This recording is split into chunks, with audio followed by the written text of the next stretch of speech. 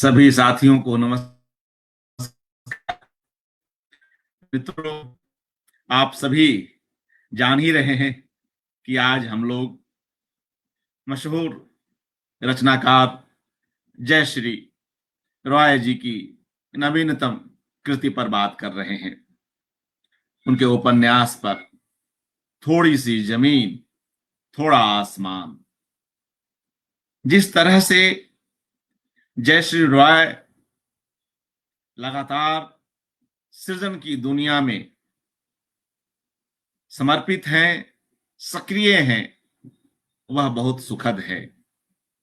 कहानियां, उपन्यास और शुरुआत में कविताएं भी कई विधाओं में जयश्री रॉय लिखती आई हैं और हम लोग गाहे बगाहे उनकी किताबों पर चर्चा करते आए हैं, लिखते भी आए हैं।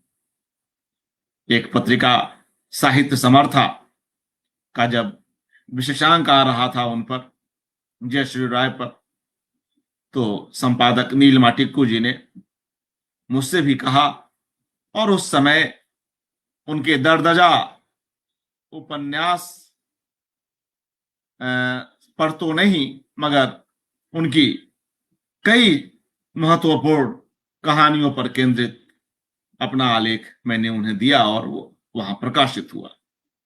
दर्दजा की बात इसलिए की, वो अचानक से यह बात, उनका उपन्यास इसलिए भी याद हो आया कि उस उपन्यास पर मेरी एक सुदीर्घ समीक्षा पुस्तक वार्ता में प्रकाशित हुई थी, महात्मा गांधी अंतर्राष्ट्रीय हिंदी विश्वविद्यालय की ओर से, तत्कालीन संपादक विमल झा जी के सौजन्य से।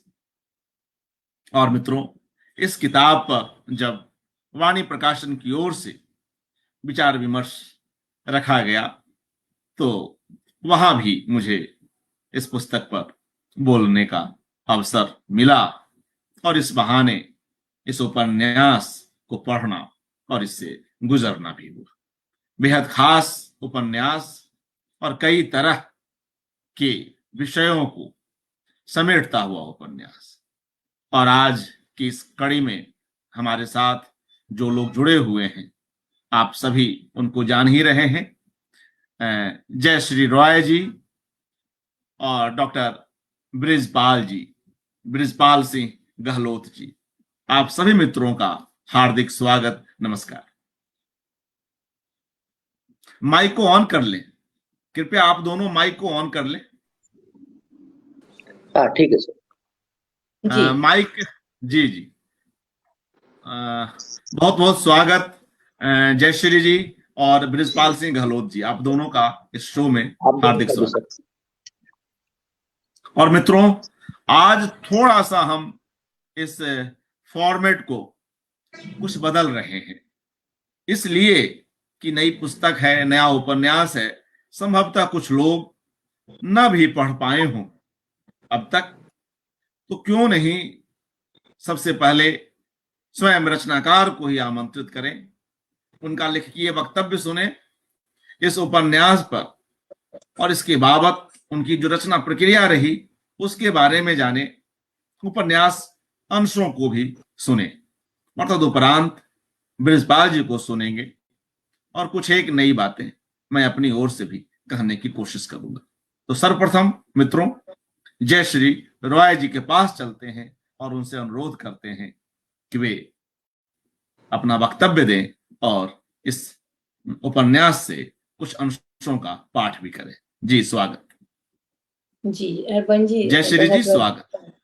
जी जी, धन्यवाद अर्पण जी। इस किताब पर तो मैं अपना वक्तव्य क्या दूँ, बहुत उलझी सी फीलिंग है, भावना है इस किताब को लेकर मेरी, क्योंकि इस किताब को जो मैंने लिखी है, एक तरह से कह सकते हैं कि बचपन से जिन बातों ने मुझे बहुत परेशान किया हुआ था और जो अपने आसपास की दुनिया में, समाज में, समूह में देखती आई थी और उन पर प्रश्न उठे थे मन में, कौतूहल जगा था, उलझन हुई थी और बहुत सारे सवाल मन में इकट्ठे हुए थे।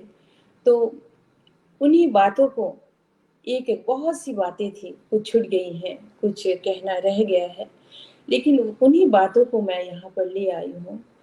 और वो ये है कि मुझे लगता है हम मनुष्यों ने अपना जीवन खुद ही कितना जटिल बना लिया है, अपने लिए कितना मुश्किल बना लिया है। हम लोग मनुष्यों ने मनुष्य को जितनी तकलीफ पहुंचाई है, उसके लिए जिस तरह की जटिलताएं हमने रची हैं, उसने हमारा ही जीवन, हम सबका जीवन एक तरह से बहुत दुर्भर, बहुत बोझिल कर दिया है। कहाँ कहाँ से शुरुआत करूं? मैंने मनोविज्ञान में पढ़ा था और वो बात मुझे बहुत सही लगी थी कि जो पूर्वाग्रह होता है मनुष्य में, तो दुनिया की जो अधिकतर समस्याएं होती हैं, उनके पीछे ये पूर्वाग्रह ही होता है। पूर्वाग्रह यानी प्रेजुडिस की जो हमारी तरह नहीं है, हम एक धारणा बना लेते हैं और उसके तहत बिना सच्चाई को जाने हम अपना एक निर्णय सुना देते हैं, हमारा व्यवहार उससे संचालित होता है। जैसे कि जो हमारी भाषा नहीं बोलता है, जो हमारी तरह दिखता नहीं है, हमारी तरह जिसका खान पान नहीं है, मित्रगण बतलाएंगे क्या, मित्रगण बतलाएंगे क्या जय श्री राय जी को सुन पा रहे हैं ठीक से? एक बार राय दीजिएगा ताकि अपने को कनेक्शन का पता रहे। जी जय श्री जी, प्लीज हाँ, कंटिन्यू करें तो जय श्री जी।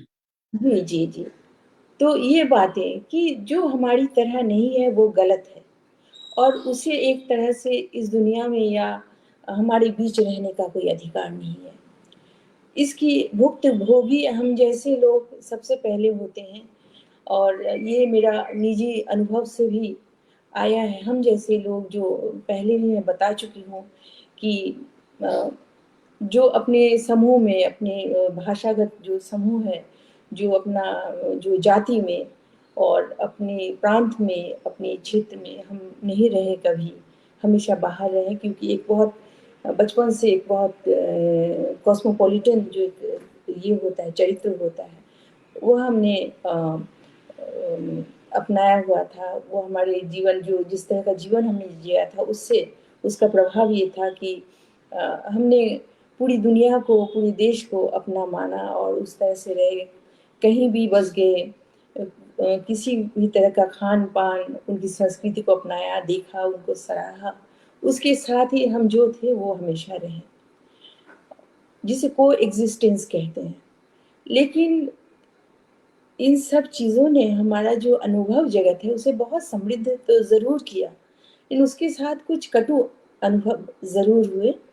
और जैसे भाषा को लेके और खान पान को लेके, प्रांत को लेकर अगर मैं बताऊं, मेरा जो बैकग्राउंड है, मैं ओरिजिनली, लोग पूछते हैं आप कहाँ की हैं, तो मैं भी सोचने लगती हूँ मैं कहाँ की हूँ वास्तविक अर्थ में। जैसे जन्मना मैं एक बंगाली परिवार में मेरा जन्म हुआ। मेरे माता पिता बंगाल से रहे, बिहार में मेरा जन्म हुआ। हम बाद में कई प्रांतों में रहे, कई राज्यों में रहे, पढ़ाई कई राज्यों में हमारी हुई। इसके साथ हम फिर गोवा में बस गए। फिर मेरी जो शादी है, हमारे घर में कई अंतरजातीय, अंतरधार्मिक विवाह तक हुए। तो हर सबको हमने अपनाया और इसके साथ हम जो थे उस पर भी हमें बहुत गर्व रहा। लेकिन इन सब चीज़ों की वजह से हमने बहुत सफ़र किया। मैंने कभी विक्टिम कार्ड नहीं खेला, लेकिन मैंने बहुत सफ़र इस वजह से किया है, तकलीफ़ें, कठिनाइयाँ झेली हैं। और ये बातें फिर कभी इसी तरह मैं दुनिया में देखती हूँ, कई घटनाएं हैं। जैसे मैं देखती थी बिहार प्रांत के लोगों को जिस तरह से महाराष्ट्र में उन्हें परेशान किया जाता था, यह सब देख के मुझे बहुत तकलीफ होती थी।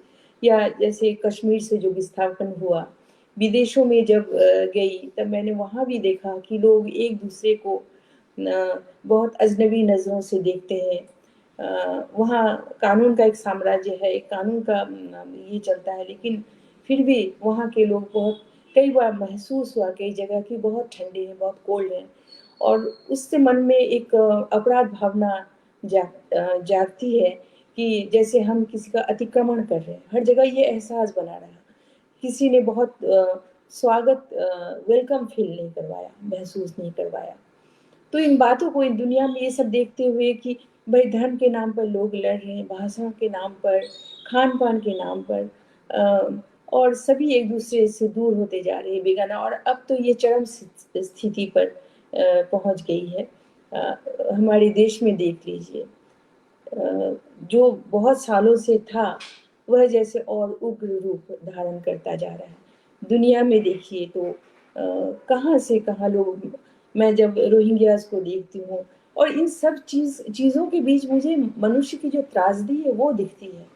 मैं बहुत ऑब्जेक्टिवली, बहुत निरपेक्ष भाव से ऊपर से देखती हूँ, किसी समूह का सदस्य होकर नहीं, निरपेक्ष भाव से। तो मुझे लगता है इन सब में जो सबसे बड़ी कैजुअलिटी होती है वो मनुष्यता की होती है। मनुष्य सफर कर रहा है, उसे तकलीफ हो रही है, वह झेल रहा है, उसकी दुर्गति हो रही है। हर जगह आप देख लीजिए, हम भाषा, धर्म, जाति, मजहब, हर चीज के नाम पर बटे हैं। और इन सब के लिए वस्तुतः फाइनली जो है मनुष्य तकलीफ झेल रहा है, उसका जीवन कष्ट में बीत रहा है। ये बातें मुझे बहुत परेशान करती थी। मुझे लगता था कि जो बाहरी चीज़ें हैं, दुनियावी आवरण है, हम जब आते हैं, हम सिर्फ मनुष्य बन के आते हैं, हमारे शरीर पर कपड़ा तक नहीं होता है, हम बस मनुष्य होते हैं। और आते ही हम पर एक के बाद एक लवादा हम पर चढ़ा दिया जाता है, नाम का, धर्म का, समाज का, तरह तरह की संस्कृतियों का, भाषा, कितना कुछ। और वो सब हम इतना उनमें दब जाते हैं कि जो मनुष्य होता है वो कहीं दफन होकर रह जाता है और हम उसे भूल जाते हैं। हम एक दूसरे को बस उसके कपड़े से पहचानते हैं, उसकी भाषा से, उसके पैसे से। तो जो दुनियावी चीज़ें हैं जिन्हें हमें छोड़कर एक दिन जाना है, जो हमारा अपना बनाया हुआ है, हमने उसी को मनुष्य की पहचान बना दिया है और जो असल मनुष्य है उसे भूल गए हैं। तो यही सब सोचते हुए ही जो सोचने की प्रक्रिया थी, इन सब चीज़ों से जो प्रश्न मन में उठे, जो बातें मुझे कहनी थी, उनके लिए फिर मैंने ये किताब लिखी, थोड़ी सी ज़मीन थोड़ा आसमान। मुझे लगता है दुनिया की एक बहुत बड़ी आबादी जो है, ये दुनिया जो है, प्रकृति जो है, वो सबके लिए फ्री गिफ्ट है। ये प्रकृति की तरह से उपहार है पूरी दुनिया को। सब यहाँ आते हैं अपने हक से, प्रकृति की तरफ से, लेकिन यहाँ पर आते ही दुनिया बढ़ जाती है और हम किसी को एकदम पूरी तरह से ख़त्म कर देते हैं, लूट लेते हैं, उसकी कोई जगह नहीं होती है। और कुछ होते हैं जो शक्तिशाली होते हैं, वो सब पर अन्याय अत्याचार करते हैं। तो थोड़ी सी ज़मीन थोड़ा आसमान उन्हीं लोगों की कहानी है जो इस दुनिया में तो सबकी तरह आए थे, जो मनुष्य हैं हमारी तरह, जिनका हर चीज़ पर अपना एक हक है, लेकिन उन्हें हम वंचित कर चुके हैं सिर्फ इसलिए कि वो शायद हमसे दिखने में अलग हैं, उनकी भाषा अलग है, उनका धर्म अलग है। तो हम मनुष्य को हमेशा नकार देते हैं और जो चीज़ें ऊपरी है, बनावटी है, अपनाया हुआ है, जो एक दिन यहीं रह जाना है, उसी से हम मनुष्य को पहचानते हैं और उसी के अनुरूप उसे या तो सम्मान देते हैं या धिक्कारते हैं। तो इसमें मैंने कई समूहों की कहानी मैंने लिखी है। जैसे सबसे पहले तो अपना देश है भारत, जिसमें हमारे कश्मीरी पंडित विस्थापित हुए इस तरह से और अपने ही देश में सालों से विस्थापन और अपेक्षा और अवज्ञा की ज़िंदगी जी रहे हैं। इसके बाद यहूदियों की कहानी मुझे बचपन से बहुत हॉन्ट करती रही है। जर्मनी, और जर्मनी से मेरा एक विशेष संबंध रहा है, बहुत से लोगों को पता नहीं होगा। सबसे पहले तो मेरे पिताजी बहुत दूसरे विश्व युद्ध की कहानियाँ सुनाया करते थे। बहुत साहित्य बचपन से पढ़ा है। इसके साथ ही जर्मनी में लगभग मेरा आधा परिवार है और मेरी कुछ बहनों की शादियाँ जर्मन परिवार में हुई, प्योर जर्मन जो है वहाँ के लोग हैं उनसे। तो उनका आँखों देखा हाल, फर्स्ट हैंड एक्सपीरियंस इस तरह से जो उनके परिवार में घटा, जो उनके परिवार के लोगों ने बताया। कई बार मेरा जाना हुआ, विवाह से पहले भी मैं एमए पोस्ट ग्रेजुएशन के बाद मैं जर्मनी में कुछ अरसे तक रही थी, फिर मैं वापस आ गई। तो वहाँ के लोग, मेरा अपना परिवार, मेरा बार-बार जाना और जिन जगहों की का ज़िक्र मैंने इस उपन्यास में किया है, वहाँ मैं जाती रही हूँ, उन जगहों को मैं देखती रही हूँ। तो उनका उनका मैंने उठाया है, उनकी समस्या को। इसके साथ ही बहुत से लोग हैं, अफ़गानिस्तान में जो हुआ, वहाँ से भी हिंदुओं का पलायन हुआ जो विदेशों में आज एसाइलम लेके रहते हैं। इसके साथ जो पाकिस्तान के कुछ जो सिया संप्रदाय के लोग हैं उनका भी ये हुआ, पलायन हुआ। और बहुत से समुदाय की कहानी, तो जहाँ तक जितना तक मैं सोचती थी पूरी दुनिया को समेटना संभव नहीं था, तो जहाँ तक जितना तक मुझे याद था या जिनके बारे में मेरी जानकारी थी या मुझे कुछ ज्ञान था, उन पर मैंने लिखा। और एक दृश्य बातें बहुत हैं, लेकिन जैसे कि आपने कहा कि मैं कुछ पढ़कर सुनाऊं, तो एक प्रसंग मैं पढ़कर सुनाती हूँ। ये वो है कि जर्मनी में जब नाज़ी जर्मनी में जब यहूदियों पर अत्याचार चल रहा था, तो उस समय एनी फ्रैंक जो एक लड़की थी वहाँ यहूदी, और उसने एक डायरी लिखी जो अज्ञातवास में छिपी हुई थी, कई सालों तक जो अज्ञातवास में रही और अंततः पकड़ी गई और मारी गई। तो उसकी डायरी का कुछ अंश उसे मैंने अपनी भाषा में लिखा है, और जो उपन्यास पढ़ेंगे वो समझ पाएंगे किस तरह से मैंने लिखा है। तो एक दृश्य उन कंसंट्रेशन कैंप जहाँ लोगों को ले जाया जाता था और उन्हें गैस चेंबर में डाला जाता था, उन पर उनको मार दिया जाता था।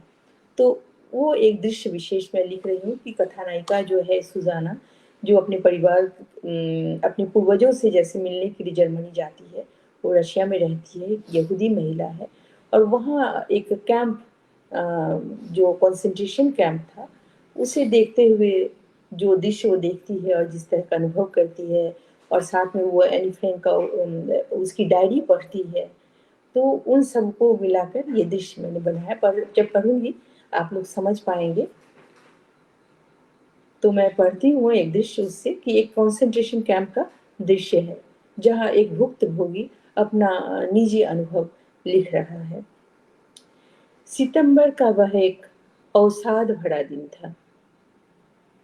आकाश स्लेटी धूसर मेघों से भरा हुआ। कतार में खड़े हुए सिपाही ठंडे निर्लिप्त आंखों से ट्रेन से उतरते हुए थके भयभीत यात्रियों को देख रहे थे। एक डॉक्टर वही खड़ा आंखों ही आंखों में मुआयना करता जा रहा था। कमजोर बीमार लोगों को वह दाहिनी ओर जाने का इशारा कर रहा था और कम उम्र स्वस्थ लोगों को बाईं ओर। लोग बिना जाने समझे लंबी त्रासद यात्रा से असक्त बेहाल चुपचाप चले जा रहे थे। बाई में बाद में पता चला था दाईं ओर का रास्ता सीधे गैस चेंबर में जाता था। बाईं ओर थे ठंडे और तंग बैरक, जिनमें मरने से पहले अपनी ऊर्जा की आखिरी बूंद रहने तक काम करते हुए लोगों को जानवरों की तरह जीना था। इस कैंप में उतरने के तुरंत बाद परिवारों को एक दूसरे से अलग कर दिया जाता था। चेन छुड़ाकर भूखे भयभीत यहूदियों पर टूट पड़ने को आमादा सेफर्ड कुत्तों के खूनी जबड़े और लपलपाती जीभ के बीच कोई पुलिस अफसर मेगाफोन पर निरंतर गुर्राते हुए हिदायतें दे रहा था। यहाँ सभी को उनकी काबिलियत के मुताबिक काम दिया जाएगा। यहाँ टाइफस की बीमारी फैली हुई है, इसलिए सब अपने अपने बैरकों में जाने से पहले साफ सुथरा हो लें। नहाने धोने की समुचित व्यवस्था है यहाँ। साथ लाए सामान धोने की जरूरत नहीं, वह बाद में सबके पास कमरे में पहुंचा दिए जाएंगे। दूर खड़ी इमारत के माथे पर लिखे शब्द चमक रहे हैं, कर्म हमें मुक्त करता है। पंक्ति में मुस्तैदी से खड़े नाजी अफसरों की आंखें बिना किसी भाव के पत्थर के सुलगते टुकड़े बने हुए हैं। उनकी तरफ देखना सपाट दीवार से टकराना है। याद है तेजी से गिरती शाम की रोशनी में बेबस यहूदियों की गीली आंखें और बंदूक के नेज़े चमक रहे थे। सब चुप थे, थके हारे असमंजस से।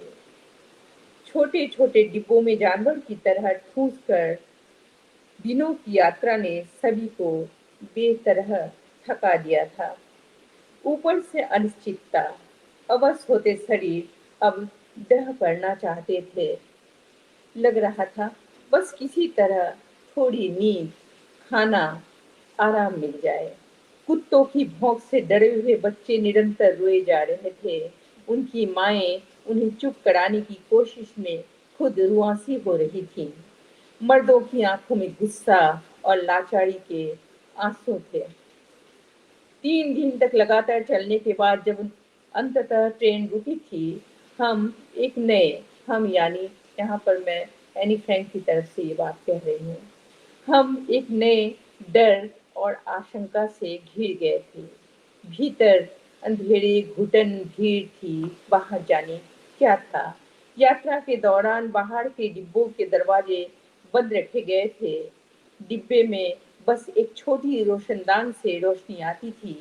बिना किसी समुचित इंतजाम और बहुत सारे लोगों के लगातार इस्तेमाल से बाथरूम से हर तरफ दुर्गंध फैली हुई थी।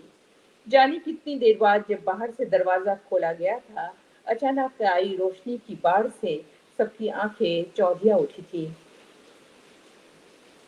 इसके बाद ट्रेन से उतारकर हमें सैनिक ट्रकों में डालकर 2 दिशाओं में भेज दिया गया था। हम सबको ट्रेन से उतारने, पंक्ति में खड़ा करने और ट्रकों में चढ़ाने का काम वहां पहले से मौजूद यहूदी कैदी ही कर रहे थे। उस दिन अधिकतर मुझ जैसे युवा और स्वस्थ लोग लॉरियों में भरकर बाईं तरफ के तंग बैरकों में उतार दिए गए थे। उसके पीछे बीमार बच्चे और बुजुर्गों का क्या हुआ था बाद में पता चला था। छटाई के समय कतार में खड़े लोगों में से जिसे भी दबोचा जाता, वह अचानक चीख पड़ता और मुड़कर अपने परिवार की ओर भागने की कोशिश करता। माएं अपने बच्चों से लिपट जाती। दुर्बल पिता अपने असक्त बाहों में उन्हें समेटने की कोशिश करते। भीड़ में बार बार गॉड गॉड हेल्प की आवाज उभरती। कुछ देर बैटन की मां चीख, उड़ती धूल और फिर बस एक संक्षिप्त सी चुप्पी। औरतों की बाहें मरोड़कर उनके बच्चे छीन लिए जाते। वह चीखते चीखते जमीन पर गिर पड़ती। दूर तक हाथ फैलाकर घिसटते जाते बच्चों का रोना अचानक एक मोड़ पर बंद हो जाता। इस बीच पूरी भीड़ स्तब्ध खड़ी रहती। कोई सांस लेता तो सुनाई पड़ता। और थोड़ा सा एक पेज पढ़ूंगी। सालों पहले एक मीट फैक्ट्री में ऐसा ही कुछ देखा था। डेथ रो पर खड़े पशु, उनकी बड़ी बड़ी निरीह आंखें और दूर मशीन में कटते जानवरों की चीख। मैंने वह फर्श देखा था जिस पर हर तरफ खून था। कांप कर धीरे धीरे शांत होते पशु, उनकी उबली हुई आंखें। सुना है वध से पहले उनको मृत्यु का पूर्वानुमान हो जाता है।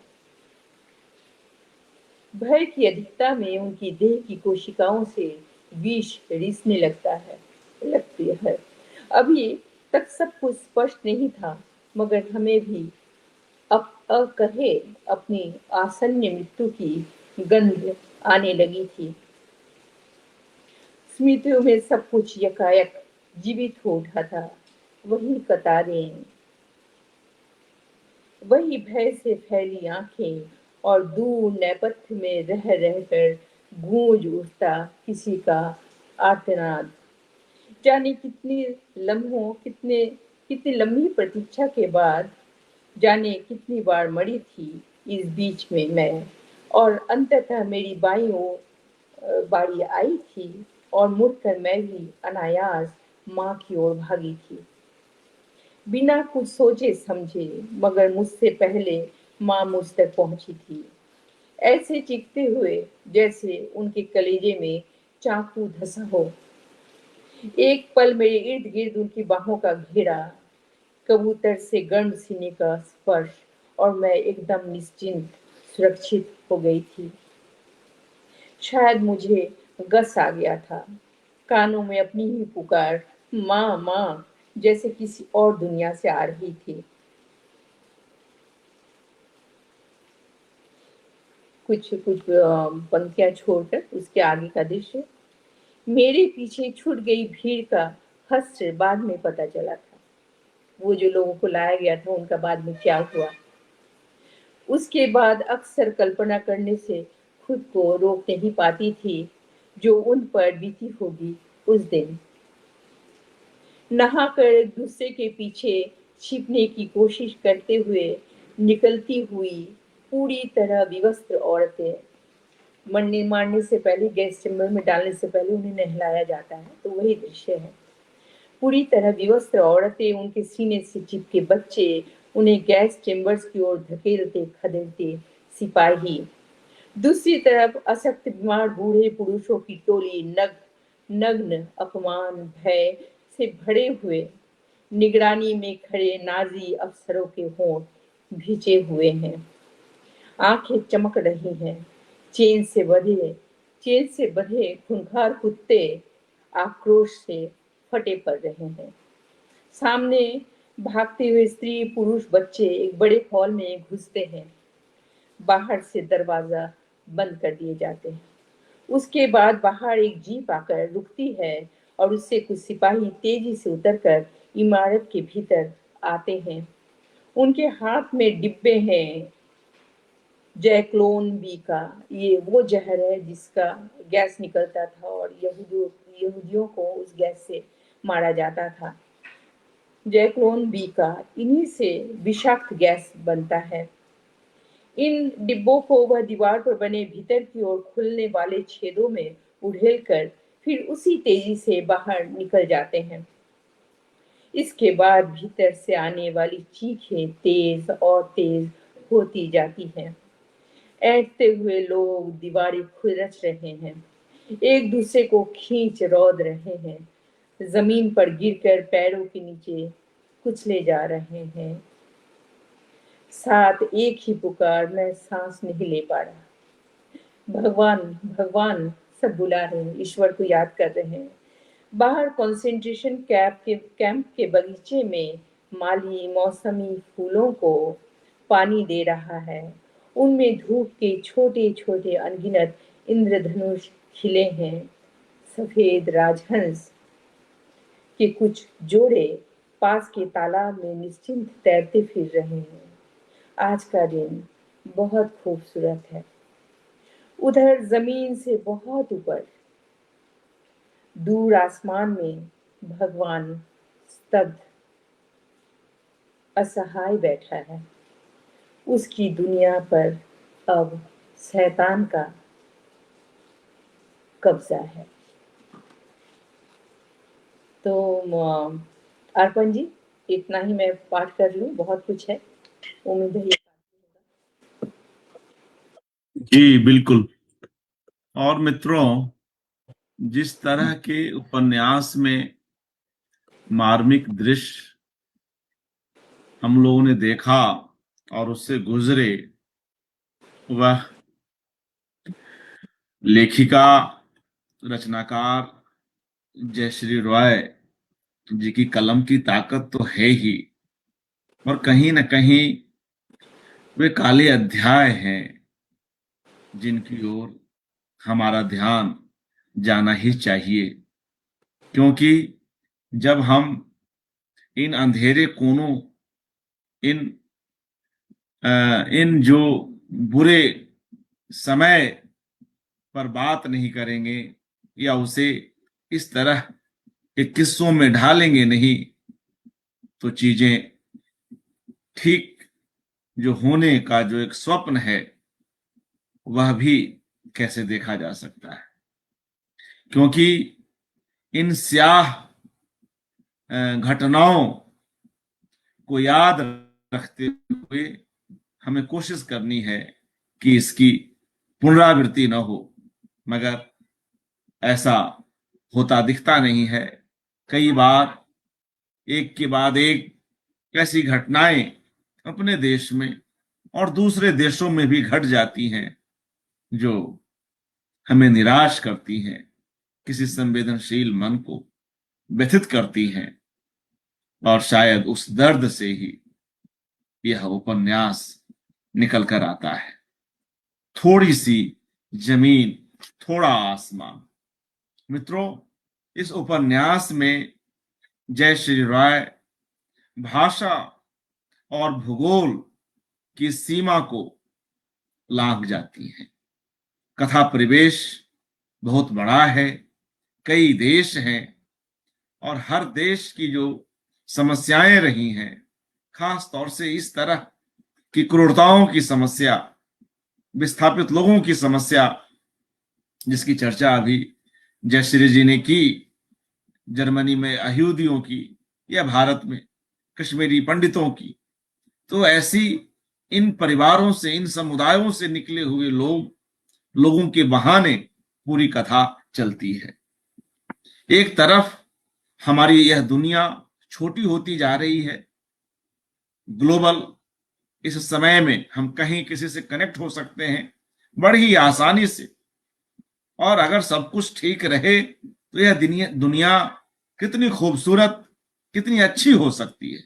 हर तरह की बातचीत हो, संवाद हो, खुशियां हो। मगर ठीक इसके उलट यह जो सीमाएं आ जाती हैं, या यह जो भेदभाव आ जाते हैं कि जो हमारे जैसा नहीं है वह गलत है, या उसको जीने का हक नहीं है, इस तरह की सोच निश्चय ही एक गलत सोच है।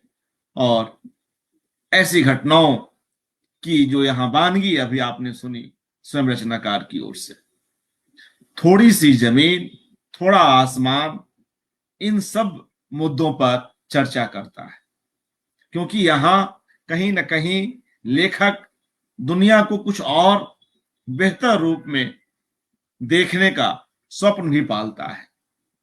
और जो थोड़ी सी जमीन चाहिए वो इसलिए भी कि हम जितना हो सके उतना लोगों के करीब आ सके, उस मनुष्यता के, उस पूरी बिरादरी के, क्योंकि मनुष्यता अपने आप में एक समग्रता है, वह सब हमारे हैं, यह भाव आना चाहिए। और जिस तरह से कंसंट्रेशन कैंप के हवाले से उसके मार्मिक चित्रण में आगे जब जयश्री कहती है और जो भगवान है वह असहाय हो गया है, वह सब कुछ देख रहा है, निरुपाय है, दिन बहुत खूबसूरत है, प्रकृति इतनी अच्छी है, और इधर मनुष्यों को कीड़े मकोड़े की तरह जो है हम मार रहे हैं या किसी को जला रहे हैं। आज भी कुछ ऐसी घटनाएं घटी हैं दिल्ली में ही, किसी को हम जला देते हैं, या किसी और शहर में भी किसी पर हम पेट्रोल फेंक कर जला देते हैं, किसी की चाकू से हत्या कर देते हैं। ऐसी कई कहानियां कई लोगों ने लिखी, और जयश्री राय निरंतर इस तरह की समस्याओं को उठाती रही है। दर्दजा उपन्यास हो, या जो कश्मीर पर केंद्रित उनका उपन्यास हो, या यह हो, इन सब मुद्दों को वे लेती आई हैं। और एक खास बात यह कि वह अपनी बात सिर्फ एक तरफ से कह के नहीं रह जाती है, वो अलग अलग कॉन्ट्रास्ट को उठाती है। एक तरफ मनुष्य की जो इस तरह से गिरती हुई प्रवृत्ति है, एक क्रूरता की हद को लांघती हुई प्रवृत्ति है, तो दूसरी तरफ प्रकृति का वैभव, उसकी सुंदरता, और उन दोनों के बीच कराहती हुई मनुष्यता। तो इस कॉन्ट्रास्ट में हमारा यह दर्द कुछ और अधिक उभर कर सामने आता है। लेखिका तो यही चाहती है कि इस तरह की चीजें न हो। कोई भी कलाकार, कोई भी रचनाकार, कोई भी संवेदनशील व्यक्ति यही चाहेगा, मगर ये सब सत्य हैं, इतिहास के वे कोने हैं, इतिहास के वे स्याह हिस्से हैं जिनसे हमारी मनुष्यता कहीं न कहीं कराहती आई है, और उसकी अनुगूंज और उसकी जो उस मनुष्यता को जो उस मनुष्यता की जो आवाज है वह कैसे दबाई जाती रही है। और इन सब के बीच लेखक का यह स्वप्न कि कैसे चीजें ठीक हो सके। अलग अलग पात्रों पर भी चर्चा होगी, विस्तार से और बातचीत होगी। मैं अब इस अवसर पर हमारे वक्ता बृजपाल जी से अनुरोध करता हूं कि वे अपनी बात रखें। जी स्वागत। नमस्कार सर। नमस्कार। मुझे उम्मीद है कि आप लोग मेरी बात सुन पा रहे होंगे। जी अर्पण जी, बिल्कुल, हाँ की मतलब आवाज स्पष्ट। जी हाँ, मैं पहले ही पूछने की दृष्टा करूंगा कि मुझे कितना समय बोलना चाहिए। आराम से अपनी बात रखें, ये कोई हड़बड़ी नहीं, आराम से बात। धन्यवाद। तो सबसे पहले मैं जयश्री जी को इस उपन्यास के लिए बहुत बहुत साधुवाद देता हूँ, बधाई देता हूँ कि उनके माध्यम से बहुत खूबसूरत उपन्यास हमें पढ़ने को मिला। कुछ बातें उन्होंने स्पष्ट रखी ही हैं, फिर भी मैं अपनी तरफ से अपनी बात रखता हूँ। उनके इस पूरे उपन्यास में कुल मिलाकर एक ऐसी तड़प है कि ऐसे इंसान को पाने की जिसे हम यूनिवर्सल के पटल पर रख सकते हैं, यूनिवर्सल धरातल पर रख सकते हैं, जिसकी आवश्यकता है।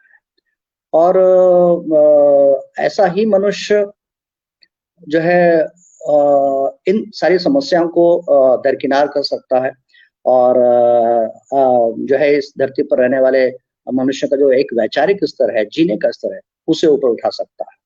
तो इस तड़प को मैं सलाम करता हूँ और अपनी कुछ बातें बिंदुओं के रूप में मैं आप सबों के सामने रखता हूँ।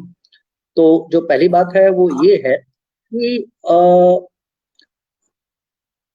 जयश्री जी का ये उपन्यास हमें एक अंतर यात्रा पर प्रारंभ से ही पहले पृष्ठ से ही ले चलता है, और ये अंतर यात्रा आदि से लेकर अंत तक अधिकांशतः बहुत सुखद नहीं रहता, क्योंकि इस उपन्यास में जो कश्मीर के विस्थापित हिमालय की जो पीड़ा है, सच पूछो तो मैं जयश्री के इस उपन्यास को इकबाल की अगली कड़ी के रूप में देखता हूँ, क्योंकि उन्होंने इकबाल में कश्मीर की समस्या की तह तक जाने का बहुत सराहनीय प्रयास किया है, और अपने आप में एक सराहनीय, न केवल सराहनीय बल्कि एक साहसिक कदम भी रहा है, और यह उपन्यास की अगली कड़ी के रूप में ही देखा जाना चाहिए। और हिमालय जो विस्थापित है और जो जर्मनी में शरण लिए हुए है, केवल उसका जो दर्द है वो अपनी जमीन और अपने मातृभूमि को खो देने का दर्द नहीं है। उसके पीछे उसकी जो स्मृतियां जो उसका पीछा करती हैं वो पीड़ा है, और सच सच पूछो तो अपनी पहचान खो देने की पीड़ा। जिस नए देश में वो विराजमान है, वहां जीने का प्रयास कर रहा है, वहां पर वो शरणार्थी, और वहां पर भी अपने वर्तमान में भी उसे जो है अपमान, हर रोज अपमान सहना पड़ता है। उसे हर रोज अपने होने की व्याख्या, मतलब अपनी सफाई देनी पड़ती है, बताना पड़ता है, अपना परिचय पत्र उसको अपने पास रखना पड़ता है। ये सारी की सारी बातें हैं। ये उपन्यास एक हॉरर मूवी की तरह, जयश्री जी ने शब्द का इस्तेमाल खुद उपन्यास में किया है, और ये मैं इसलिए कह रहा हूँ कि जो बहुसंख्यक समाज है, इस शब्द का इस्तेमाल मैं पारंपरिक ढंग से बिल्कुल नहीं कर रहा हूँ। अधिकांश हम जैसे मध्यम वर्गीय लोगों का जीवन इससे बड़ा अलग है। आटे चावल दाल की चिंता वाला, अपने स्फीत अहंकारों पर मरने वाला, मिटने वाला, और जिस अस्तित्व की लड़ाई, जिस उसका जो संघर्ष है, अस्तित्ववाद हम सब लोगों ने पढ़ा होगा, यूरोपीय अस्तित्ववाद की बात हम सब जानते हैं, लेकिन एक अस्तित्व की लड़ाई ये भी है जो प्राणों से जुड़ी हुई है, जान से जुड़ी हुई है, अपनी जमीन से जुड़ी हुई है। ये अस्तित्ववाद का एक बिल्कुल ही निराला रूप उभार कर सामने रखती है ये कहानी इस उपन्यास के माध्यम से। कुल मिलाकर इस उपन्यास में एक जो शब्द पकड़ में आता है, इस उपन्यास पर थोड़े समय पहले जयश्री जी से ऐसी अनौपचारिक चर्चा हुई भी थी, वो शब्द पूर्वाग्रह है। ये उन्होंने खुद बता दिया है, अर्पण जी ने बताया कि ये उपन्यास मध्यम कलेवर का है, ज्यादा पृष्ठ नहीं है, 168 पन्नों का ये उपन्यास है, लेकिन इसका जो कैनवास है, इसकी जो मारक क्षमता है वो बहुत दूर तक जाती है। इसमें यहूदियों की समस्या तो है ही है, जिसमें सुजाना जाकर इतना उसमें खो जाती है कि उसे भावावेश में इसको भी, हिमालय को भी लगने लगता है कि कहीं वो एनी फ्रैंक तो नहीं हो गई है। वो सोती है तो वो अपने आप को वही के सपने देखती है, गैस चैम्बर्स के कंसंट्रेशन कैंप के सपने देखती है, और जब जागती है तो उसी अवस्था में वो जीती है, चलती है। तो इस अवस्था को, ये जो मनोदशा है, हिमालय की मनोदशा, जो है सुजाना की मनोदशा, और दूसरे पात्र भी आगे चलकर आते हैं, और दूसरे पात्र भी है, डोना है उसमें, फिर दुर्वा है उसमें, मजाज है उसमें। तो ये जिस तरह का एक जीवन जी रहे हैं, उस तरह के जीवन का अनुभव बिल्कुल भी हमारे समाज को नहीं है।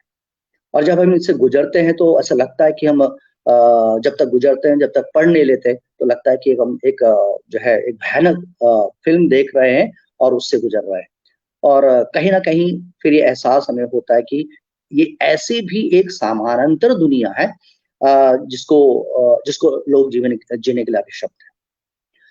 पूर्वाग्रह एक शब्द मिलता है इस उपन्यास में, काफी बार आया है, 4-6 जगह आया है। उससे जुड़ी स्टेटमेंट्स, कथन भी मैंने नोट कर रखी है। एक स्टेटमेंट मैं पढ़ूंगा अभी।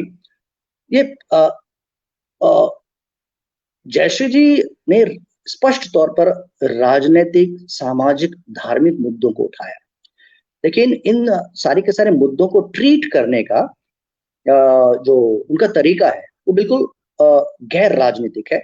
ये कला बड़ी खास है, इस पर हमें गौर करना चाहिए, क्योंकि जिस जीवन के कैनवस, विशाल जीवन के कैनवस को लेकर वो लिखती हैं, वो जीवन ही उन्हें वो औजार मुहैया करा देता है, जिसका इस्तेमाल वो करती हैं इन सारी संकीर्णताओं से लड़ने के लिए। तो कारण बहुत स्पष्ट है, पूर्वाग्रह की वो बात करती हैं, चाहे युद्ध हो, चाहे सरहदों की लड़ाई हो, चाहे नस्ल भेद हो, चाहे जो है स्त्रियों पर होने वाला जुल्म हो, अत्याचार हो, हर जगह हमें वही संकीर्णता, उसी संकीर्णता के दर्शन होंगे, और उसी पूर्वाग्रह के दर्शन होंगे। आदमी की ये मानसिकता कि सामने वाला उस जैसा क्यों नहीं, ये मुद्दा उठ ही चुका है। और रही बात ट्रीटमेंट की, जब जयश्री जी इन पर लिखती हैं तो उनका वो सीधा सीधा हस्तक्षेप तो है ही है उन मुद्दों पर, लेकिन मैंने कहा कि ट्रीटमेंट बिल्कुल अलग है, और गैर राजनीतिक ढंग से पूर्वाग्रह के पीछे हम चाहे तो बहुत सारी चीजें देख सकते हैं, और खासकर वर्तमान जीवन में, वर्तमान समाज में, भारतीय समाज में तो क्या नहीं है उसके पीछे जो छिपा हुआ है, और जो सब कुछ छिपा होकर भी बहुत स्पष्ट है। चाहे उसके पीछे राजनीतिक कट्टरताएं हों, सामाजिक कट्टरताएं हों, धार्मिक कट्टरताएं हों, जिससे ये विश्व, हमारा अपना समाज गुजर रहा है। और इसके प्रति जो एक इस ट्रीटमेंट को लेकर जो एक तटस्थता का जो रुख अख्तियार करती है, उस तटस्थता के लिए भी आज साहस की जरूरत है, क्योंकि आज मांग की जा रही है जो है कटिबद्ध, हमें अपने उस दायरे के भीतर, चाहे वो दायरा किसी प्रकार का दायरा, समाज का दायरा हो, मतलब भाषा का दायरा हो, वहां कटिबद्धता या प्रतिबद्धता की आवश्यकता, उसकी मांग कर रहे हैं। धर्म का दायरा हो, वहां कटिबद्धता चाहिए, प्रतिबद्धता चाहिए। कौन सा जीवन का ऐसा क्षेत्र है विमर्श में, आप देख लिए, वहां प्रतिबद्धता चाहिए। तो प्रतिबद्धताओं के या कटिबद्धताओं के, या फिर एक कदम आगे बढ़कर स्पष्ट शब्दों में कहें, कट्टरताओं के दायरों में बंधा हुआ आदमी इस दुनिया को कहां तक ले जाएगा। तो बहुत अच्छा मार्ग जो अख्तियार करती हैं, गैर राजनीतिक शब्दावली का इस्तेमाल करते हैं, और वही सच भी है। जीवन के क्षेत्र से ही उन्हें वो मिलता है, वो समस्या का समाधान मिलता है, और उसकी वो बात रख पाती है। इसके बाद हम कुछ बातें संक्षेप में करते हैं, जहां पर बात इस उपन्यास के कलेवर की होती है। तो हम यहाँ पर यहूदियों का जो यहूदियों को मारने का जो जर्मनी स्थित, केवल जर्मनी में नहीं, हॉलैंड की बात हुई है, रशिया की बात हुई है, वहां पर भी इन कैंप्स को स्थापित किया गया। हिटलर ने इस उपन्यास के जरिए कहूं तो हिटलर ने लगभग 1000 घेटो शब्द का इस्तेमाल हुआ है, 1000 घेटोस का। तो आप अंदाजा लगा सकते हैं कि 1000 ऐसे गैस चैम्बर्स का अगर निर्माण ही हुआ हो यहूदियों को लगभग पूरे यूरोप से खत्म कर देने के लिए, तो वो नरसंहार, उसका पैमाना, उसका कितना बड़ा होगा। सो जब हम इस पर विचार करते हैं, जयश्री जी ने जो वो टुकड़ा पढ़ा है उपन्यास से, अंश पढ़ा है, इस तरह की दुनिया भर की चीजें उसमें फैली पड़ी हैं। और वहां पर जो सैलानी आते हैं, गाइड्स की बात सुनते हैं, गाइड्स की बात सुनकर उनका बेहोश हो जाना, गश खाकर गिर जाना, जार आंसू बहाना, तो कहीं ना कहीं ये हमें उस इंसानियत से जोड़ने का प्रयास करता है जिसकी आज इस दुनिया को नितांत आवश्यकता है। तो मैं पात्रों के बारे में नहीं जाता उनके जीवन पर, ये जैसा कहा भी गया कि एक तरफ समानांतर तौर पर ये दुनिया चल रही है, उनका एक अलग संसार है, हिमालय का हो, सुजाना का हो, दुर्वा का हो, या फिर और दूसरे पात्रों का हो। डोना जो नस्ल भेद का शिकार है, उसकी अंततः वो अपने आप को जिंदा रखने के लिए और अपने जैसे कुछ बच्चों को जिंदा रखने के लिए एक छोटा सा स्कूल चलाती है। लेकिन नस्ल भेदी लोग इतने खूंखार हैं और इतने क्रूर हैं कि वो उसकी हत्या कर देते हैं, डोना की हत्या कर देते हैं।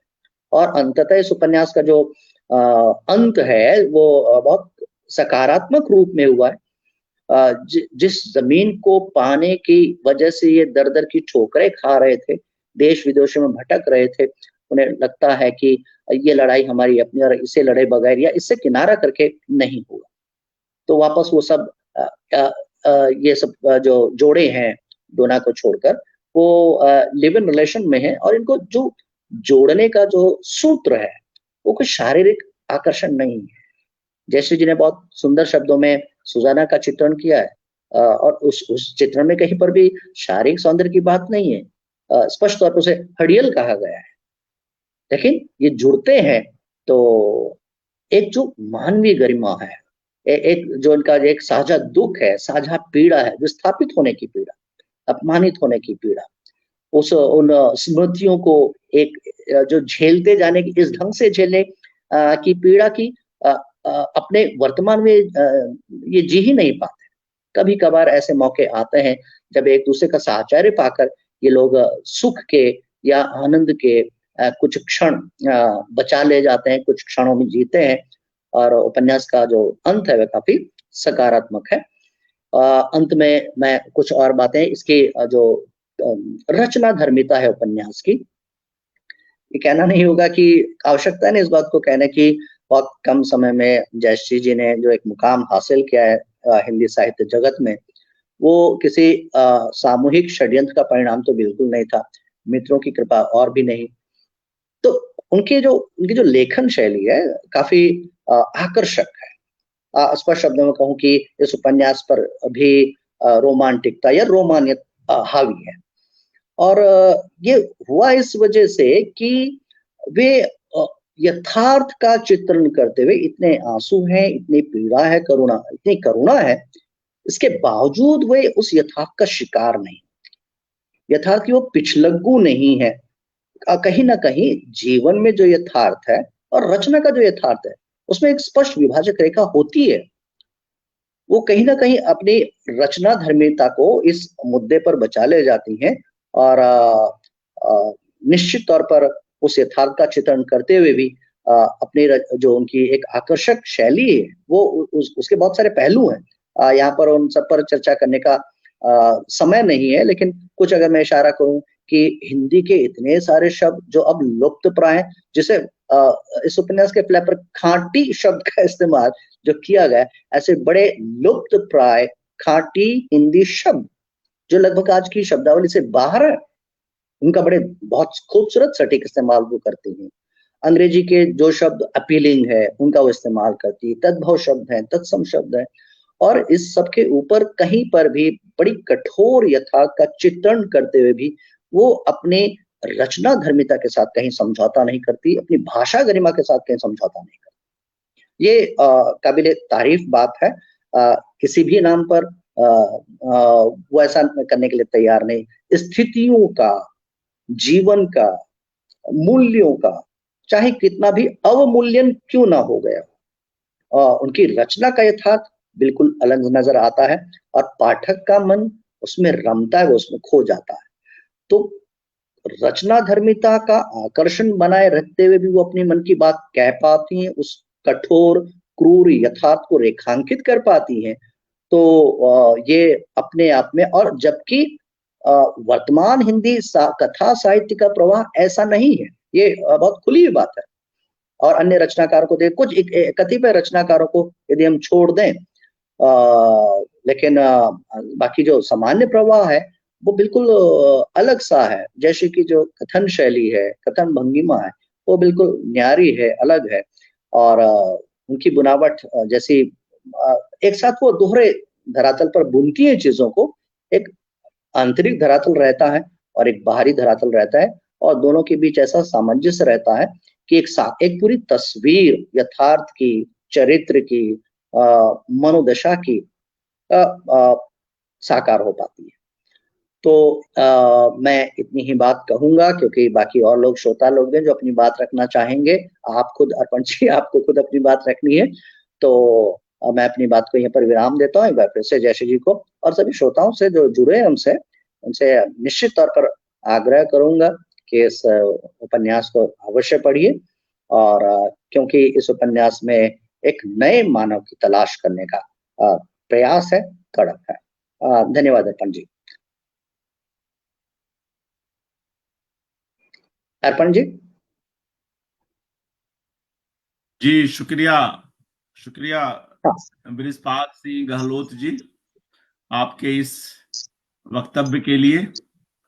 और मित्रों, एक अच्छी चर्चा रही बृजपाल जी की ओर से, और तमाम मित्रगण जुड़े हुए हैं, जिनमें नीरज नीर जी, मीता दास जी, शर्मिला बोहरा जालान जी, अशोक गोस्वामी जी, निवेदिता चक्रवर्ती जी, सरोज कौशिक जी, अशोक गोस्वामी का तो नाम लिया, चंद्रकला त्रिपाठी जी, कमलेश जी, अमिता जी, और अवधेश प्रीत जी, ऐसे ही कई और लोग जुड़े हुए हैं।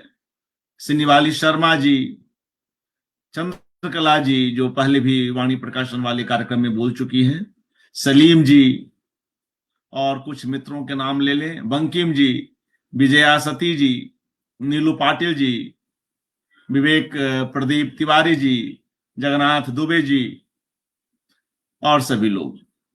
सरोज कौशिक जी भी लिख रही हैं कि जयश्री जी को बहुत सालों से लिखती आ रही है जयश्री, सरल और सही।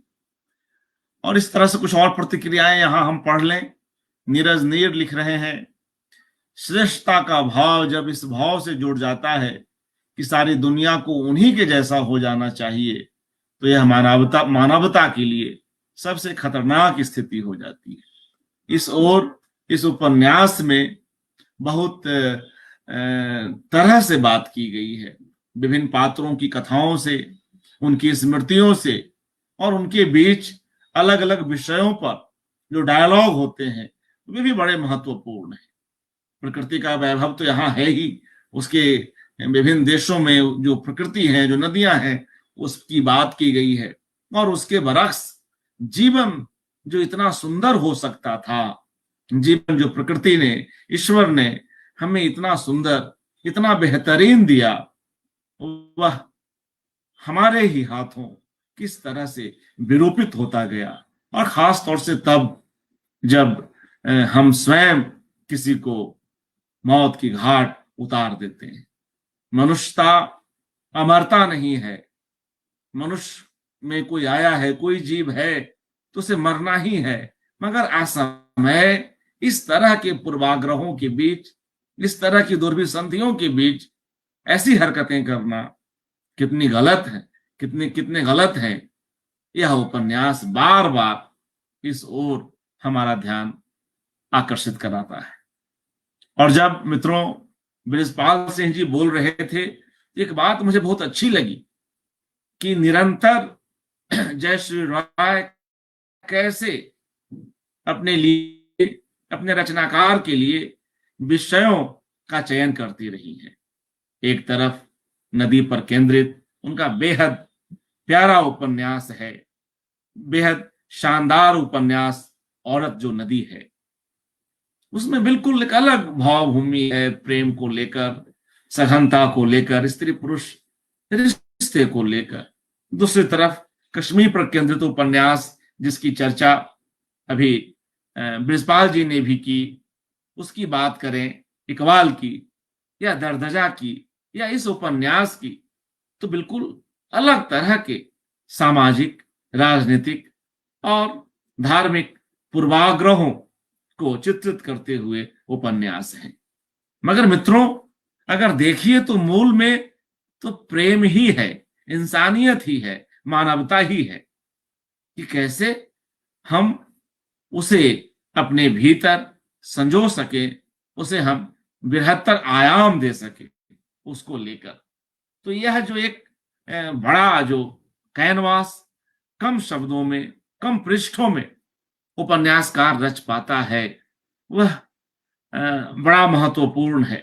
इसलिए भी कि वहां जो बात शुरू में जयश्री राय ने कही कि वहां जो निजी लोगों के अनुभव हैं, परिजनों के अनुभव हैं, वहां रहने जाने के अनुभव, ऐसे कई दृश्य इस उपन्यास में आए हैं जहां यात्रियों के माध्यम से, पर्यटकों के माध्यम से उस अनुभूति को दिखलाया गया है।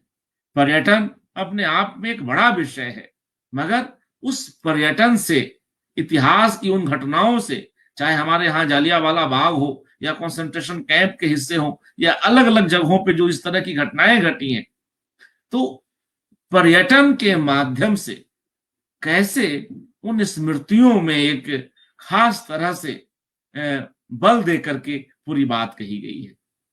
तो यह जो एक उद्देश्य है लेखक का, वह बहुत खास बना देता है कि वह आज की बात करते हुए, वर्तमान में जीते हुए पर्यटकों के माध्यम से उनके भीतर किस तरह के भाव आ रहे हैं, लेखक अपनी बात कहता है, उससे एक पूरी अनुगूंज सामने आती है। इतिहास को हम बदल नहीं सकते, मगर इतिहास को कहीं ना कहीं हमें अपने भीतर संजोए रखना होगा। बुरे इतिहास को भी, अच्छे इतिहास को भी। बुरे इतिहास को इसलिए कि हम जब भी बुराई की ओर बढ़ें तो हम थमें कि कितनी चीजें हुई हैं, और हम अगर एक से घृणा करेंगे, दो से घृणा करेंगे, तो वह संख्या बढ़ती जाएगी। अगर हम किसी और को मारते हैं तो हमारे भीतर की मनुष्यता ही मरती है। इस तरह की जो डायलॉग्स हैं विभिन्न पात्रों के बीच में, वह भी यहाँ आए। और जो बात खास तौर से अच्छे ढंग से हमारे वक्ता साथी ने कही, बृजपाल जी ने, कि इन बातों को, इन राजनीतिक धार्मिक विषयों को बड़े गैर राजनीतिक रूप में, बड़े गैर धार्मिक रूप से लेखक ने उठाया है। यह खास बात है। और इस अवसर पर मुझे एक बड़े शायर, हमेशा एक सदाबहार शायर अल्ताफ हुसैन हाली जी का एक शेर आता है। वे कहते हैं, फरिश्ते से बढ़कर है इंसान बनना, फरिश्ते से बढ़कर है इंसान बनना, मगर इसमें लगती है मेहनत ज्यादा, मगर इसमें लगती है मेहनत ज्यादा। तो कहीं ना कहीं की बात करते हैं या हम फरिश्तों के नाम पर कत्लेआम करते हैं, उसे हम ठीक कैसे करार सकते हैं? किसी भी धर्म में कोई भी ईश्वर ऐसी घटनाओं को होते हुए देखना बर्दाश्त नहीं करता, न ऐसी कोई बातें कहीं कही गई हैं। मगर जब इस तरह के पूर्वाग्रहों में घिरकर हम जब इस तरह की घटनाओं को अंजाम देते हैं, तो उसका हश्र क्या होता है और किस तरह से लोग विस्थापित होते हैं, कितनी चीजें टूट जाती हैं, परिवार बिखर जाता है, लोग कहां से कहां चले जाते हैं, आजीवन अलग अलग स्थितियों में अपने को जी रहे होते हैं। मगर यहीं पर जयश्री राय के लेखक की यह भी ताकत है कि वे पात्र उन स्मृतियों से, उन उन कंदराओं से निकलकर भी आगे कुछ न कुछ सकारात्मक सोच के साथ बढ़ रहे हैं। कोई अनाथालय को देख रहा है, कोई यतीम बच्चों को पढ़ा रहा है। तो इस तरह की घटनाएं भी हैं जिससे यह दुनिया बची हुई है। तो ऐसे कुछ और एक दो और प्रतिक्रियाएं ले लें। किन्हीं का एक सवाल भी था जयश्री रॉय जी, तो मैं उसको रखता हूं, आप उसका उत्तर दें। अशोक गोस्वामी जी पूछ रहे हैं, जब आप पढ़ रही थी उस समय की बात वे लिख रहे हैं कि सबसे बड़ी कैजुअलिटी मनुष्यता की होती है। ऐसा प्रतीत होता है जैसे आप कुंभ के मेले में खोई हुई कोई बच्ची हैं जिससे चारों ओर केवल पराये अजनबी अजनबी लोग ही दिखाई पड़ रहे हैं। क्या आप इन अनुभवों से डिप्रेस हुई और फिर लिखी? ये कहना चाह रहे हैं अशोक गोस्वामी जी, कुछ कहना चाहें? जी जयश्री राय जी, डिप्रेस्ड हुई ऐसा तो नहीं कहूँगी, लेकिन इन बातों ने बहुत प्रभाव तो डाला, क्योंकि चूंकि बहुत संवेदनशील हूँ, तो इन बातों ने कहीं से बहुत परेशान तो ज़रूर किया। और इतना तो परेशान ज़रूर किया होगा कि रातों को जग कर सालों इन बातों को सोचते हुए जिन्हें जिया, समझा, महसूस किया, उन्हें लिखा। और लिखने के पीछे भी यही उद्देश्य था कि ये नहीं है कि जो जीवन के नकारात्मक जो अनुभव हैं उनसे हम खत्म हो जाए, हम बस उसको लेकर रोए, ऐसा नहीं है। हम उन्हें अपने अंदर आत्मसात करें, उनको पचाए, उन पर सोचे विचार करें और फिर उनकी एक पुनर्रचना करें, उससे कुछ सकारात्मक हम निकालें।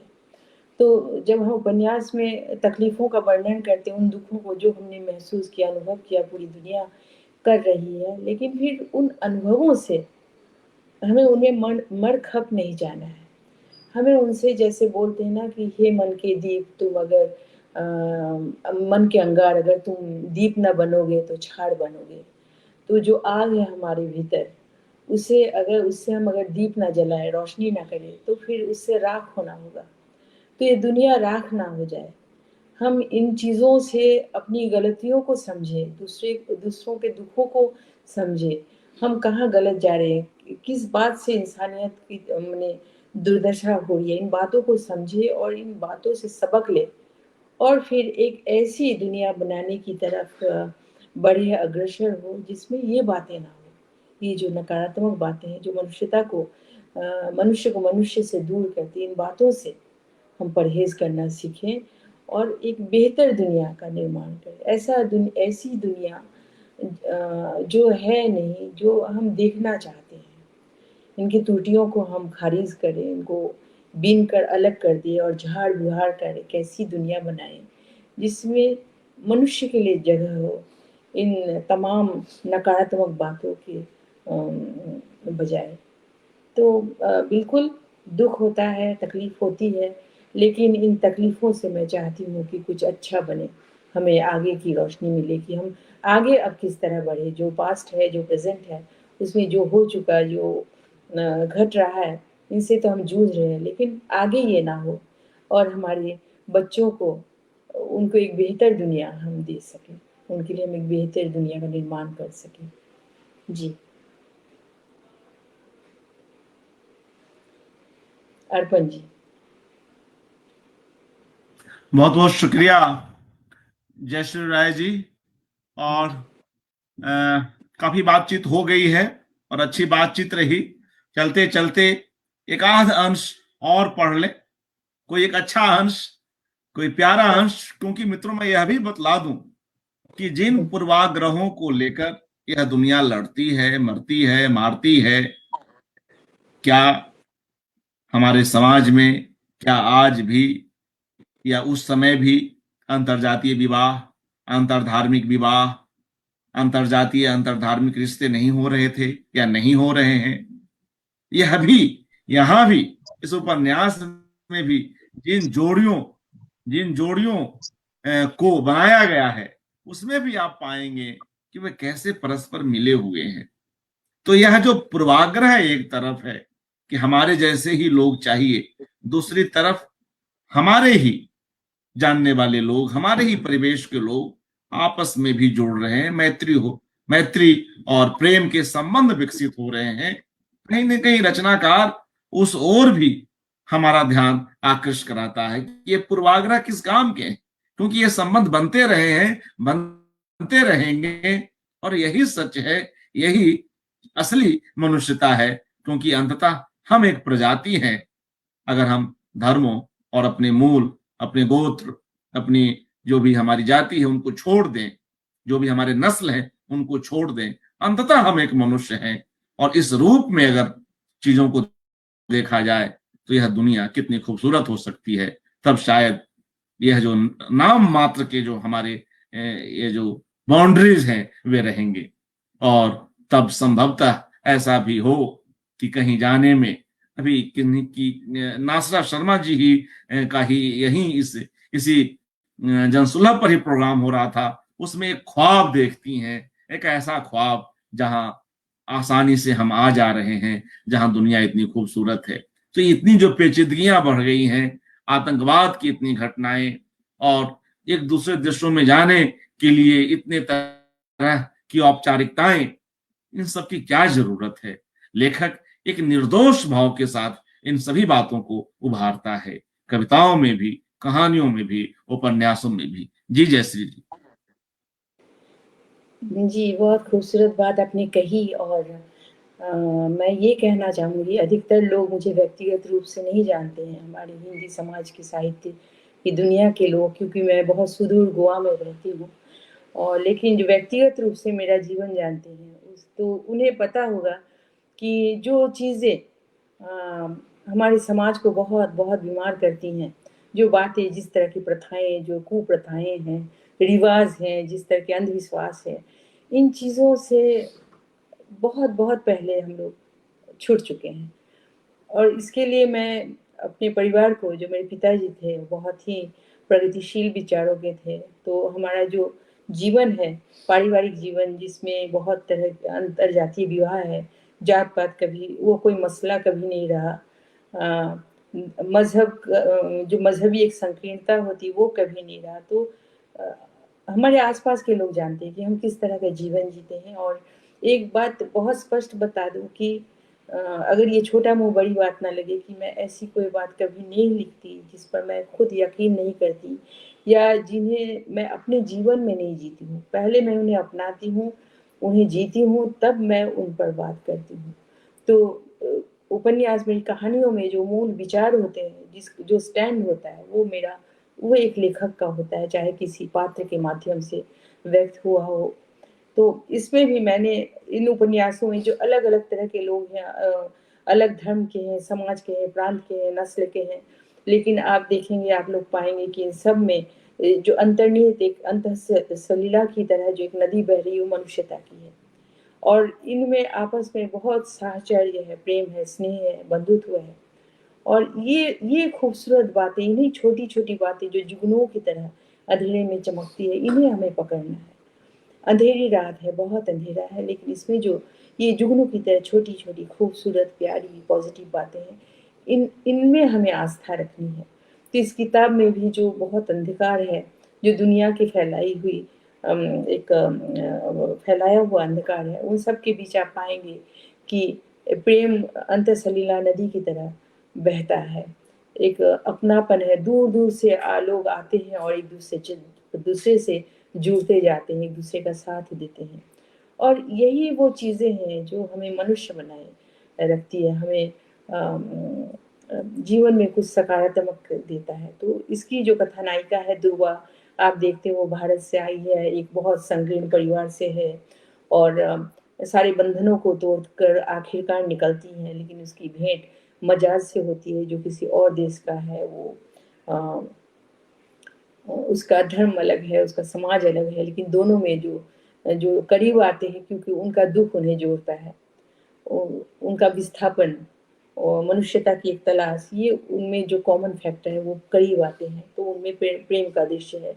इसके अलावा जो सुजाना है और हिमालय का संबंध है, दोनों बिल्कुल अलग-अलग दिशाओं से आते हैं, लेकिन वो इन्हीं दुखों, जैसे कहते हैं दुःख जोड़ता है, सुख हमें स्वार्थी बनाता है, एक-दूसरे दूर करता है हमें, लेकिन दुःख हमें जोड़ता है। तो ये सारे जो पात्र हैं, ये दुःख की डोर से एक-दूसरे तक खींचे आते हैं और एक-दूसरे से जुड़ते हैं।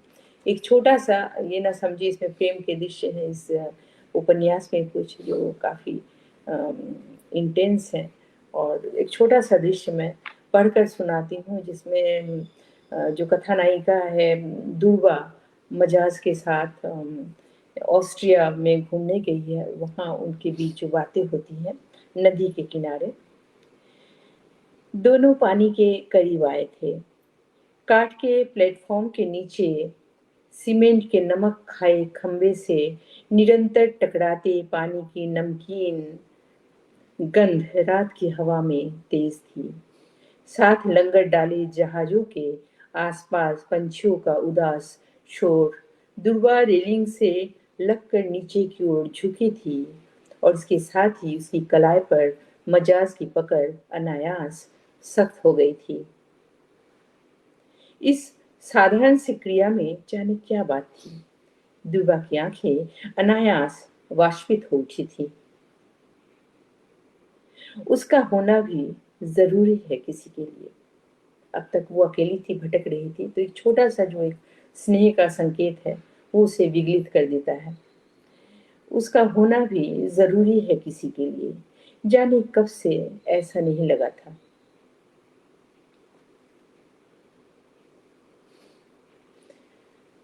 अपने हाथ पर फैले स्पर्श के सुखद ताप को महसूसते हुए वह पानी की ओर देखती रही थी।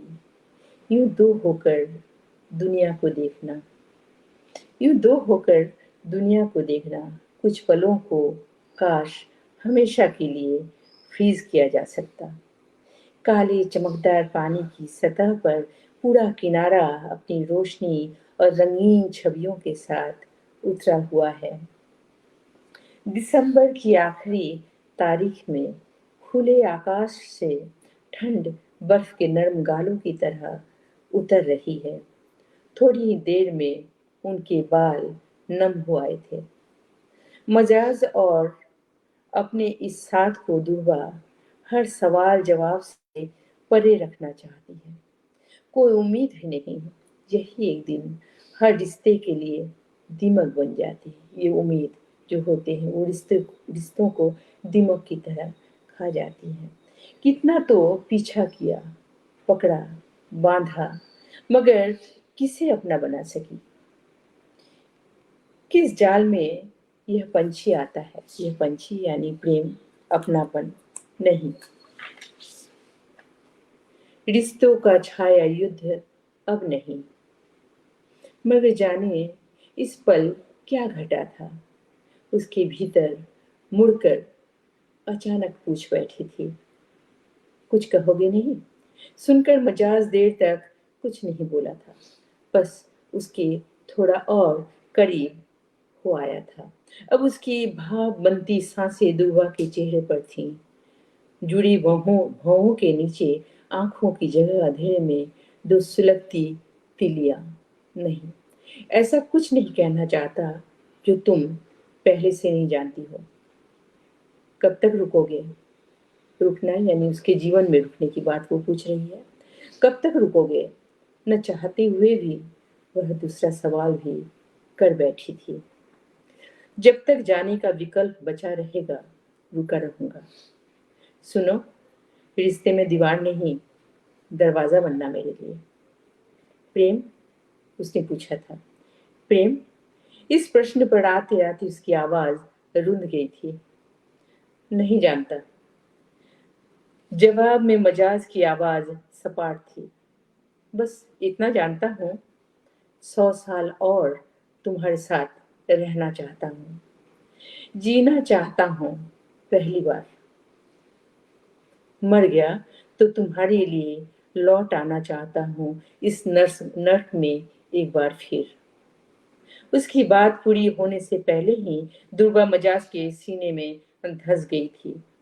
अपने ही आंसुओं में अंधी होते हुए। फिलहाल इतना ही काफी है। प्यार ना भी करूं तो चलेगा। दूसरे दिन वह दिन भर पुराने शहर में घूमते रहे थे। मजाज की फोटोग्राफी गिरते दिन तक जारी रही थी। हर 2 कदम पर वह रुक जाता, जाने उसे किस बात की तलाश थी। बस इतना ही पढ़ती हूँ, काफी लंबा दृश्य है अर्पण जी। क्रिया जय श्री राय जी। और मित्रों, हम लोग अब कार्यक्रम को समाप्त करने की ओर बढ़ चले हैं। तो चलते चलते हम एक बार पुनः बृजपाल जी के पास चलते हैं और कुछ कहना चाहें, कुछ जोड़ना चाहें बृजपाल जी। हाँ, अंतिम बात एक वास्तव में जो मैंने कहा था वो रह गई थी। जो बहुत सुंदर पंक्तियां मुझे इस उपन्यास के कथ्य के रूप में लगी, उन्हें मैंने नोट डाउन कर लिया था। मैं जस्ट थोड़े ही समय में आप लोगों के सामने रख रहा हूँ, पढ़ ही रहा हूँ।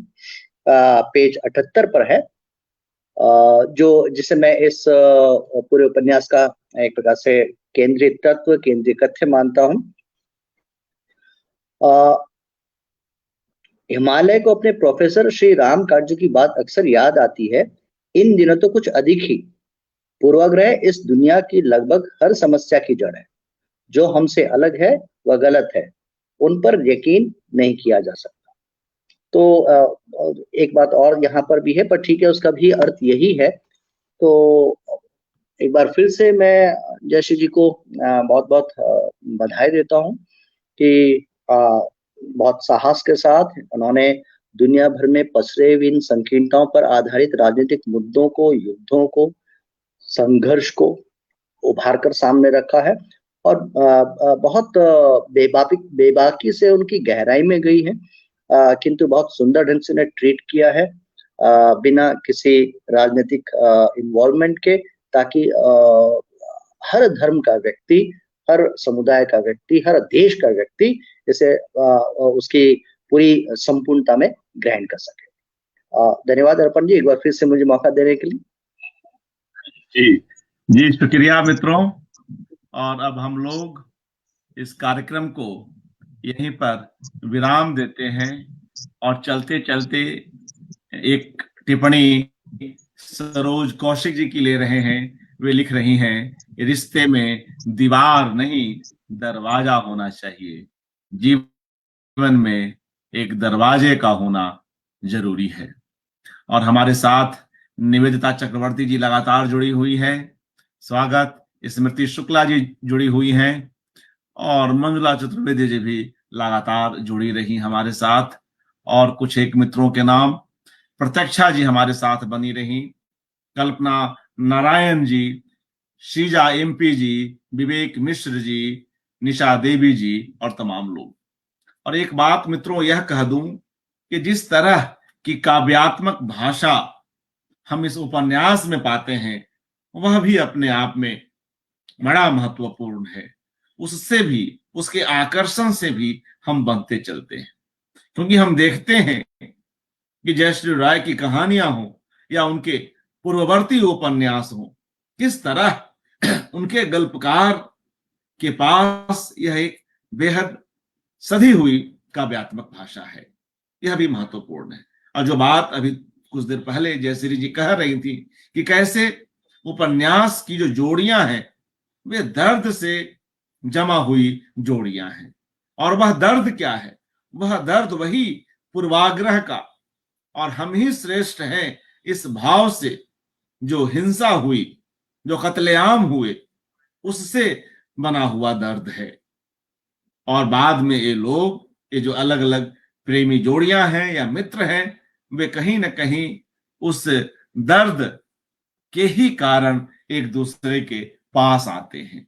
यह एक अपने आप में एक बहुत बड़ी बात है कि जिस अहनमयता के कारण, जिस श्रेष्ठी भाव के कारण चीजें बिखरती हैं, लोगों को दूर किए जाते हैं, लोग बेवतन होते हैं, अंततः उनके मूल में जो वह दर्द है, किसी और देश में, किसी और जगह पर वे मिलते हैं और फिर एक होते हैं। यह एक संदेश की विविधता ही असल में जीवन का सौंदर्य है। और जब दर्द की बात हुई, दुख की बात हुई, तो क्यों नहीं हम लोग अज्ञेय की इन पंक्तियों के साथ इस कार्यक्रम को समाप्त करें। अज्ञेय की ये बेहद चर्चित, बेहद लोकप्रिय पंक्तियां सुनाते हुए हम लोग आज विदा लेंगे। और वे पंक्तियां हैं कि दुख सबको मांझता है, दुख सबको मांझता है, और चाहे